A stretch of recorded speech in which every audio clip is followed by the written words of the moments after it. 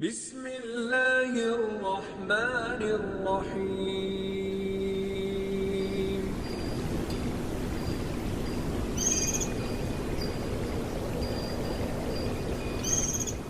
Bismillahirrahmanirrahim. Assalamualaikum warahmatullahi wabarakatuh. Innal hamdalillah nahmaduhu wa nasta'inuhu wa nastaghfiruhu wa na'udzu billahi min syururi anfusina wa min sayyiati a'malina. May yahdihillahu fala mudhillalah wa may yudlilhu fala hadiyalah. Asyhadu an la ilaha illallah wa asyhadu anna Muhammadan abduhu wa rasuluh. Allahumma salli ala Muhammad wa ala ali Muhammad. Anak-anakku yang soleh dan solehah, semoga Allah selalu merahmati. Sebelum mulai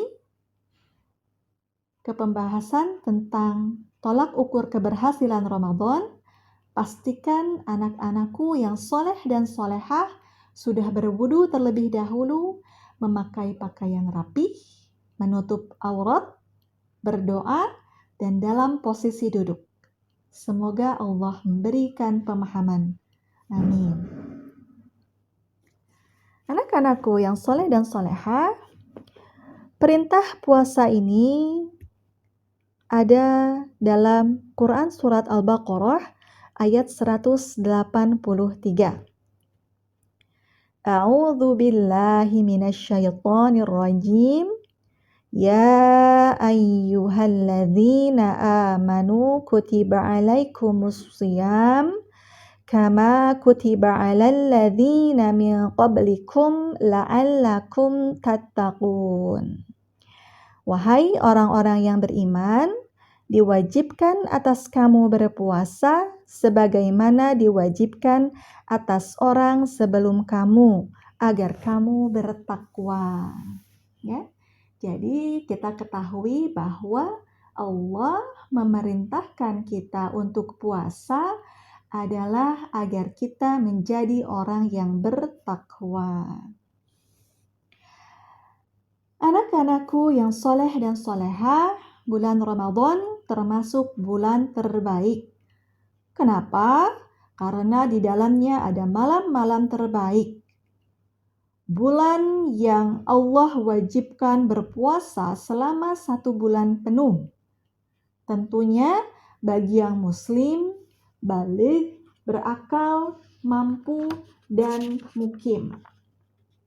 Saat Ramadan, pintu-pintu langit Allah buka. Bulan penuh ampunan. Setiap malamnya pada bulan Ramadan, ada orang yang Allah bebaskan dari api neraka. Bayangkan, ada orang yang Allah bebaskan dari api neraka. Bisa jadi itu kita, kalau kita mengisi bulan Ramadan dengan penuh ketaatan. Maka rugi seseorang yang ketika Ramadan berlalu, sedangkan dosa-dosanya belum terampuni. Orang yang berpuasa dalam bulan Ramadan itu akan mendapat 2 kegembiraan.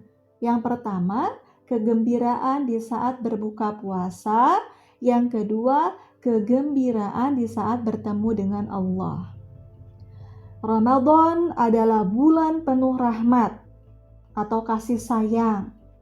Ya. Orang yang dikasih sayangi oleh Allah adalah orang yang mudah menjalankan perintah dan menjauhi larangan Allah. Ramadan adalah bulan macam-macam ibadah. Ada sholat, ada tilawah, ada sedekah, ada zikir, menolong sesama, dan banyak lagi ibadah lainnya yang sesuai dengan tuntunan Rasulullah Sallallahu Alaihi Wasallam. Bulan penuh kebaikan, bahkan ruang kemaksiatan ditutup, dihentikan, diskotik tutup. Bulan yang amalannya Allah agungkan, maka pahalanya tak terbatas. Bulan yang terpuji untuk berlomba-lomba dalam kebaikan. Maka kita harus memanfaatkan kesehatan yang Allah berikan untuk beramal soleh, memperbanyak dan memperbaiki kualitas ibadah kita. Ramadan adalah jalan pengantar kita untuk bertemu Allah.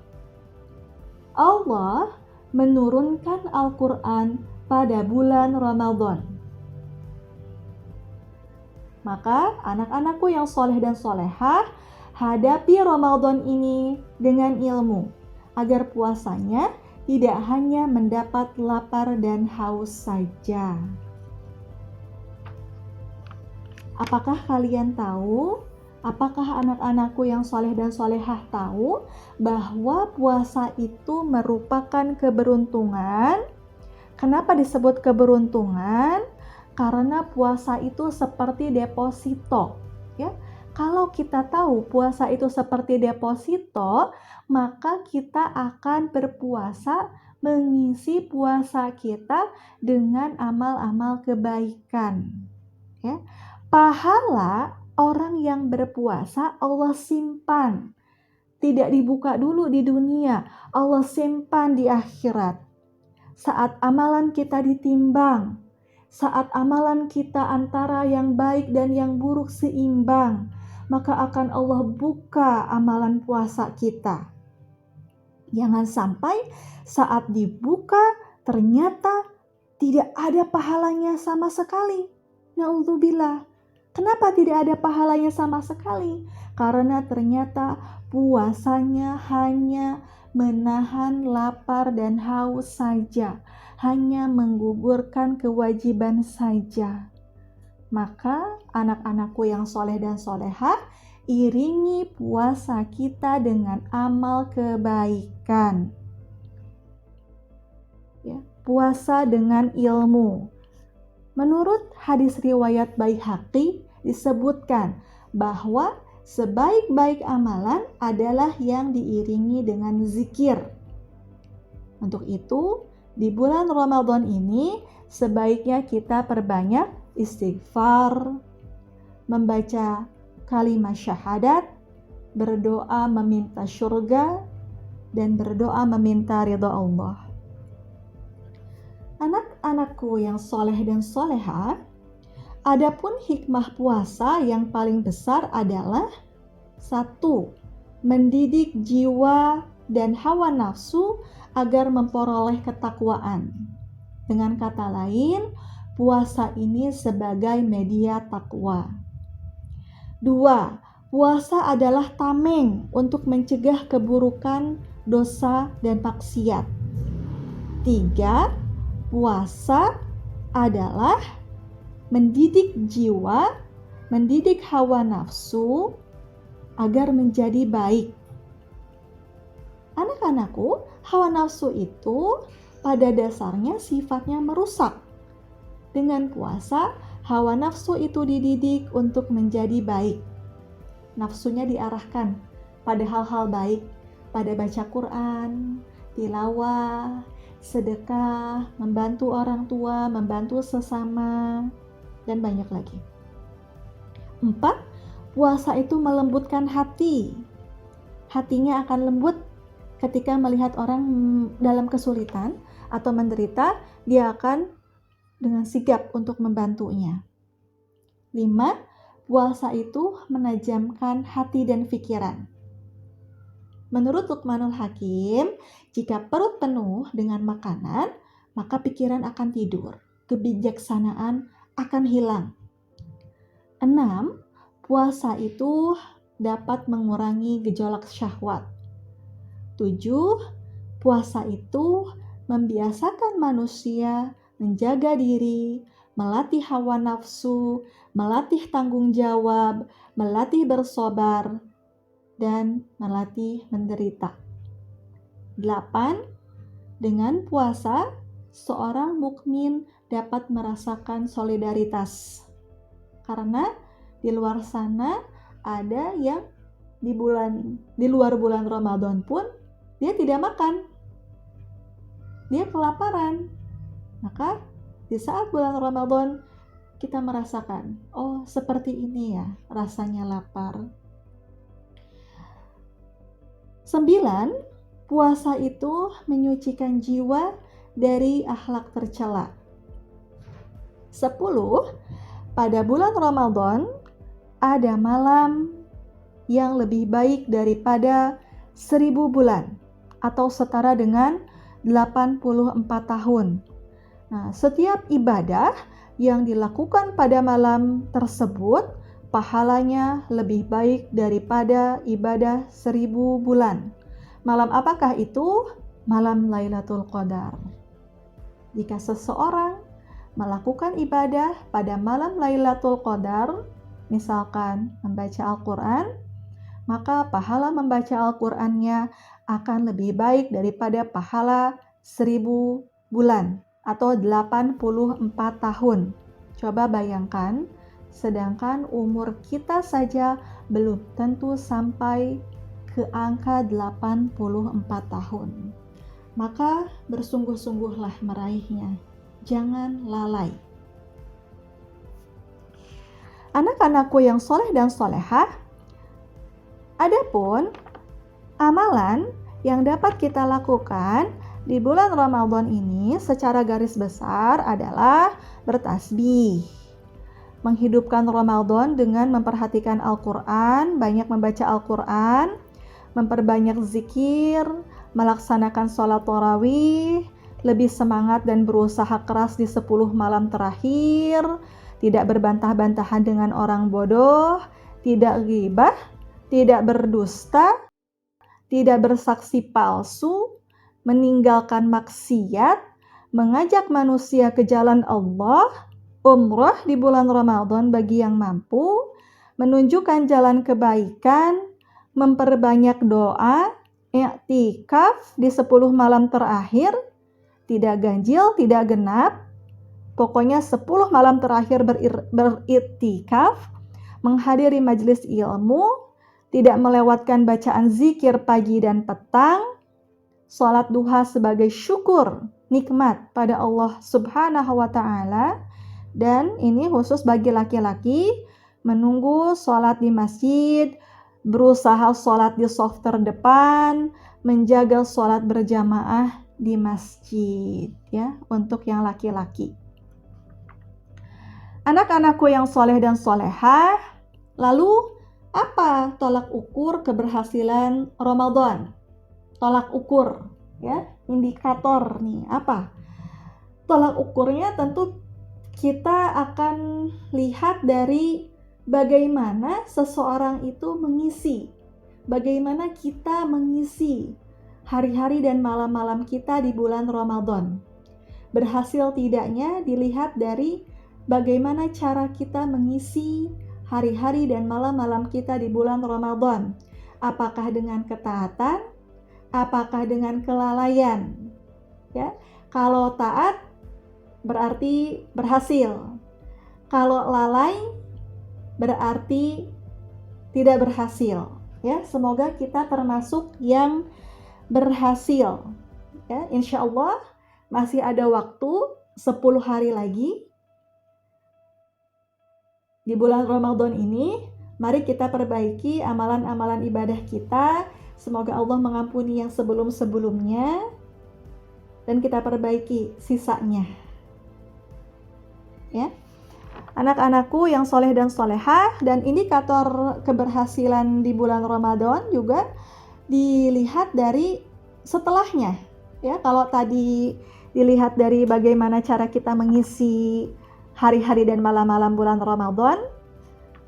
Nah, indikator yang berikutnya adalah dilihat dari setelahnya, setelah bulan Ramadan berlalu. Apa ciri-cirinya? Nah, ternyata ciri-cirinya adalah jika seseorang itu berhasil, Allah Azza wa Jalla akan memberikan taufik untuk tetap istiqomah. Istiqomah dalam menjalankan kebaikan setelah bulan Ramadan. Hatinya akan rindu dan menginginkan kebaikan-kebaikan seterusnya. Seperti mengikat puasa dengan puasa-puasa sunnah lainnya. Seperti puasa Daud, puasa Ayyamul Bid, puasa Senin Kamis, puasa Arafah, dan puasa-puasa lainnya yang sesuai dengan tuntunan syariah. Tilawah Al-Qur'annya diteruskan, sedekah infaknya diteruskan, bersabar, kebiasaan-kebiasaan buruknya hilang, ucapan dan perbuatannya jadi lebih baik. Begitu. Seperti yang diungkapkan oleh Ibnu Rajab Al-Hambali rahimahullah, beliau menyebutkan ucapan sebagian ulama salaf yang mengatakan mil thawabil hasanah li hasanatu ba'daha. Di antara balasan kebaikan adalah kebaikan seterusnya. Maka barang siapa yang melakukan satu kebaikan, kemudian dia menyusulnya dengan kebaikan berikutnya, itu merupakan tanda kebaikannya yang pertama diterima oleh Allah. Namun sebaliknya, barang siapa berbuat baik, setelah itu putus kebaikannya, diganti dengan keburukan, nauzubillah, kebaikannya hanya musiman, maka itu menunjukkan bahwa kebaikannya yang pertama tidak diterima oleh Allah Azza wa Jalla. Na'udzubillah. Maka anak-anakku yang soleh dan solehah, sebelum kita beramal, sebaiknya yang pertama kita sesuai dengan syariah. Kita harus memiliki ilmu dulu, ya, agar ibadah kita sesuai dengan syariah. Berikutnya, kita meminta tolong kepada Allah sebelum mengerjakan amalan. Ya Allah, tolong mampukan hamba untuk beribadah mengisi bulan Ramadan dengan ketaatan. Yang berikutnya adalah mengesahkan Allah, niatkan bahwa kita beribadah hanya untuk Allah. Ya Allah, hamba beribadah hanya untuk-Mu, bukan karena disuruh, bukan karena ikut-ikutan. Lalu yang berikutnya, seperti yang Rasulullah SAW contohkan, beliau selalu meminta ibadahnya diterima di setiap akhir, di setiap selesai melakukan amalan. Rasulullah selalu meminta pada Allah untuk diterima. Ya Allah, terimalah amalan ibadah kami, jangan celak kami ya Allah, terimalah amal ibadah kami. Ya, wallahu a'lam bishawab. Untuk itu, anak-anakku yang soleh dan solehah, mari kita saling mendoakan semoga Allah memberi kita kekuatan untuk tidak meninggalkan sedikit pun semua yang Allah perintahkan dan tidak mengerjakan sedikit pun semua yang Allah larang, dan semoga Allah memudahkan kita untuk istiqomah dalam ketaatan kepadanya. Amin ya rabbal alamin. Anak-anakku yang soleh dan soleha, sekian pemaparan dari saya. Jika ada kebaikan, itu tentunya dari Allah dan Rasul-Nya. Jika ada keburukan, itu dari saya.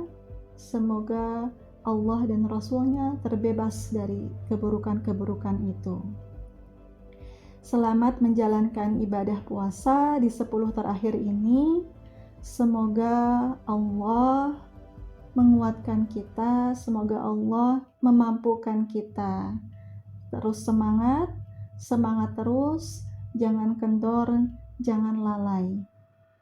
Subhanakallahumma wa bihamdika asyhadu an la ilaha illa anta astaghfiruka wa atubu ilaik. Wassalamualaikum warahmatullahi wabarakatuh.